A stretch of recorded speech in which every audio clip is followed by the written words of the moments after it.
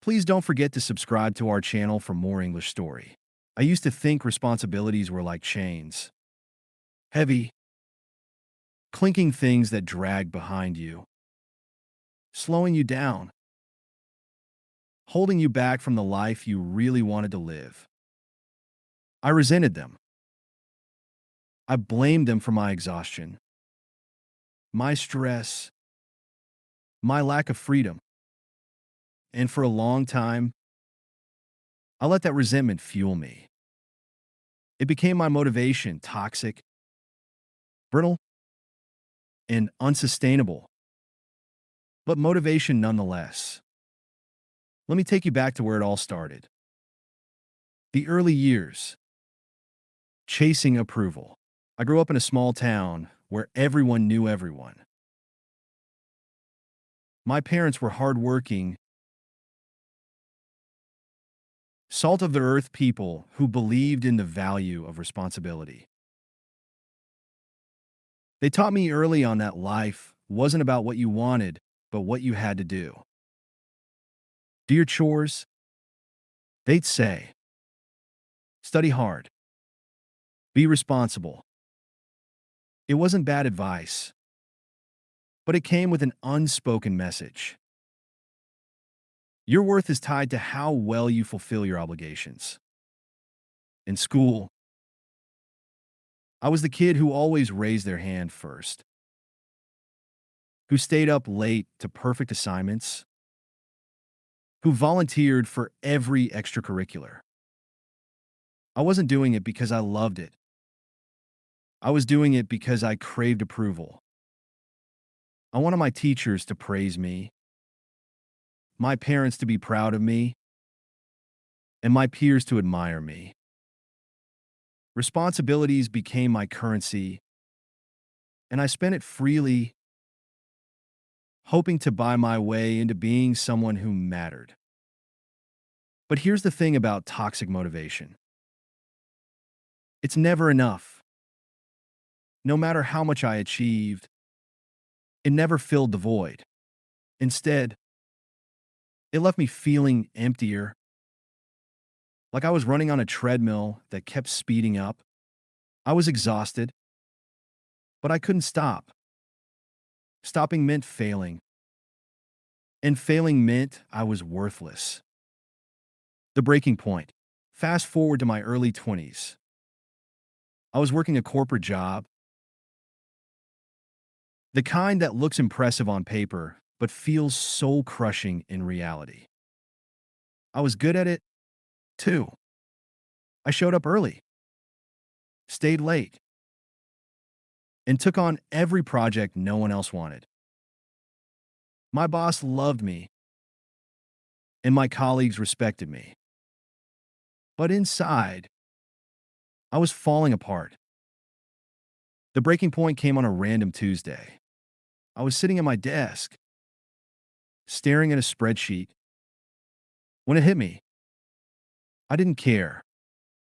Not about the spreadsheet, not about the job, not even about the paycheck. I was just going through the motions, fueled by a mix of fear and obligation. Fear of failure, fear of judgment, fear of being seen as lazy or irresponsible. An obligation to my parents, to my boss, to society's expectations of what a successful adult should be. That night, I went home and cried. Not the pretty, cinematic kind of crying you see in movies, but the ugly, snide, can't breathe kind. I felt like I'd spent my whole life carrying a boulder up a mountain, only to realize I was on the wrong mountain. And the worst part? I didn't know how to put the boulder down. The shift from toxic to true. It took me a long time to realize that the problem wasn't the responsibilities themselves. It was my relationship with them. I'd been treating them like burdens, like obstacles standing between me and happiness. But what if they weren't? What if they were opportunities? The shift started small. I began to question why I was doing the things I was doing. Was it because I genuinely wanted to, or because I felt like I had to? Slowly, I started letting go of the things that didn't align with my values. I quit the corporate job and took a pay cut to work for a nonprofit I believed in. I stopped saying yes to every request and started setting boundaries. And I gave myself permission to fail, not as a reflection of my worth, but as a natural part of growth. It wasn't easy. Old habits die hard. And there were days when I felt like I was backsliding into that toxic mindset. But over time, something amazing happened. I started to feel lighter, not because my responsibilities had disappeared, but because I'd stopped seeing them as chains. Instead, they became stepping stones, guiding me toward a life that felt authentic and meaningful. The power of true inspiration. Here's the thing about true inspiration: it doesn't come from external validation or fear of failure. It comes from within. It's that quiet, steady voice that says, "This matters to me. This is who I am." And when you tap into that, responsibilities stop being burdens and start being gifts. For me, that gift was writing. I'd always loved storytelling, but I'd never allowed myself to take it seriously. It felt too frivolous, too self indulgent. But once I shifted my mindset, I realized that writing wasn't just a hobby, it was a responsibility. Not to anyone else, but to myself. It was my way of making sense of the world, of connecting with others, of leaving something behind. So I started writing, not for fame or fortune, but because it brought me joy. And the more I wrote, the more I realized that joy was contagious. People responded to my stories because they could feel the authenticity behind them. They could tell I wasn't writing out of obligation, but out of love. The lesson: redefining responsibilities. If there's one thing I've learned, it's this: responsibilities aren't the enemy, they're the building blocks of a meaningful life. But it's up to us to decide how we carry them. Do we drag them behind us like chains, or do we hold them close like treasures? In today's society, it's easy to fall into the trap of toxic motivation. We're bombarded with messages telling us to hustle harder, do more, be more. But the truth is, you don't have to earn your worth. You already have it. And when you approach your responsibilities from that place of self-worth, everything changes. So here's my advice. Take a step back. Look at your responsibilities, not as burdens, but as opportunities. Ask yourself, why am I doing this? Does it align with my values? Does it bring me joy? If the answer is no, give yourself permission to let it go. And if the answer is yes, embrace it fully, not out of fear or obligation, but out of love. Because at the end of the day, that's what true inspiration is all about. It's not about proving yourself to anyone else. It's about honoring yourself, your passions, your values, your dreams. And when you do that, you'll find that responsibilities aren't chains. They're wings. The journey continues. I'm still figuring it out. Of course, life isn't a straight path. It's a winding road with plenty of bumps and detours. But I've learned to embrace the journey, responsibilities and all, because they're not holding me back. They're helping me grow. And if you're reading this, feeling weighed down by your own responsibilities, I hope you'll take this to heart. You're not alone. You're not stuck. And you're not defined by what you have to do, but by how you choose to do it. So choose wisely. Choose joy. Choose love. Choose you. Because you're worth it. The moral of the story. The moral of this story is simple yet profound. Responsibilities are not inherently burdensome. They become heavy only when we carry them with the wrong mindset. When we approach our duties out of fear, obligation, or a need for external validation, they weigh us down and drain our spirit. But when we align our responsibilities with our values, passions, and sense of purpose, they become meaningful and even empowering. True inspiration comes from within. It's about understanding that your worth is not tied to how much you achieve or how perfectly you fulfill expectations. It's about recognizing that you are enough, just as you are. When you shift your perspective and start seeing responsibilities as opportunities to grow, connect, and contribute, you unlock a deeper sense of fulfillment and joy. Part 2. The ripple effect. After I started writing, something unexpected happened. My journey began to inspire others. Friends, family, and even strangers reached out to me,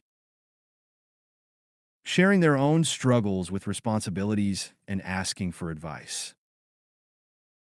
It was humbling and a little overwhelming, but it also gave me a new sense of purpose. I realized that my story wasn't just about me. It was about all of us. The first ripple. My best friend. The first person to open up to me was my best friend, Sarah. We'd known each other since high school, and she'd always been the together one, the one with the perfect grades, the perfect job, the perfect life. Or so I thought. One evening, over coffee, she broke down. I'm so tired, she confessed. I feel like I'm constantly running on empty, but I can't stop. If I stop, everything will fall apart. I recognize that feeling all too well. It was the same toxic motivation that had once consumed me. I shared my story with her, the breaking point, the shift, the writing. I told her it was okay to let go of the things that didn't matter and to focus on what did. It wasn't an overnight change, but slowly, Sarah started to make shifts in her life. She quit her high-stress job and started her own business, something she'd always dreamed of but never thought was practical. She began setting boundaries with her family and friends, saying no when she needed to. And she started painting again, something she hadn't done since college. Watching Sarah transform was like seeing a flower bloom after a long winter. It reminded me that change is possible, even when it feels impossible. The second ripple, a stranger's letter. A few months after I started sharing my writing online, I received an email from a stranger. Her name was Emily, and she was a single mom struggling to balance work, parenting, and her own dreams. She wrote, "Your story made me realize that I've been living for everyone else but myself. I've been so focused on being the perfect mom and perfect employee that I forgot who I am. I don't even know what I love anymore." Her words hit me hard. I thought about my own journey and how lost I'd felt before I started writing. I wrote her back, encouraging her to take small steps toward rediscovering herself. I suggested she carve out even just 10 minutes a day to do something she loved, whether it was reading, dancing, or simply sitting in silence. Months later, Emily emailed me again. She'd started a blog about her experiences as a single mom, and it had become a source of joy and connection for her. She wrote, "Thank you for reminding me that it's okay to prioritize myself. My kids are happier because I'm happier. It's like a ripple effect." Her words stayed with me. They made me realize that when we take care of ourselves, we're better able to take care of others. It's not selfish, it's necessary. The third ripple, my father. The most surprising ripple came from my father. He'd always been a stoic man, the kind who believed in hard work and sacrifice above all else. He rarely talked about his feelings, and I'd always assumed he was content with his life. One day, out of the blue, he called me. "I read your story," he said. "It made me think." I was stunned. My father wasn't one to share his thoughts easily, so I knew this was significant. He went on to tell me that he'd spent his entire life working to provide for our family, but he'd never stopped to ask himself if he was happy. "I'm proud of you," he said, "for figuring it out sooner than I did." That conversation changed our relationship. We started talking more, not just about work and responsibilities, but about dreams and regrets. He even started taking guitar lessons, something he'd always wanted to do but never had time for. It was a reminder that it's never too late to make a change. No matter how old you are or how set in your ways you think you are, you can always choose a different path. The bigger picture. As I reflected on these ripples, I realized that my journey wasn't just about me. It was about the connections we make and the impact we have on each other. Every time we choose to live authentically, we give others permission to do the same. It's like dropping a pebble into a pond.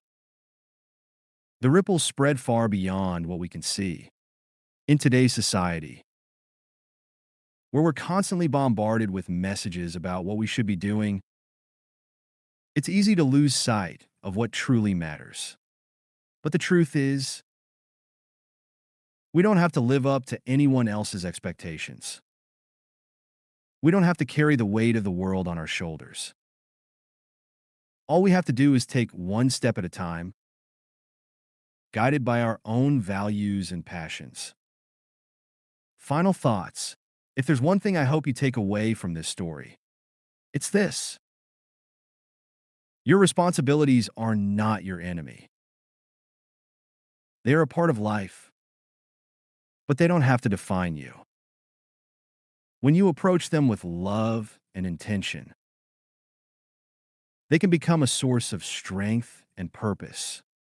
And remember, you're not alone. We're all navigating this messy, beautiful thing called life together. So be kind to yourself, be kind to others, and never underestimate the power of a single ripple to create waves of change. Because at the end of the day, it's not about how much you achieve or how perfectly you fulfill your duties. It's about how you choose to live with authenticity, with joy, and with love. And that, my friend, is what true inspiration is all about. I'm so glad you spent this time with me. If you like the story, please give it a thumbs up and subscribe for more. Take care, and see you next time.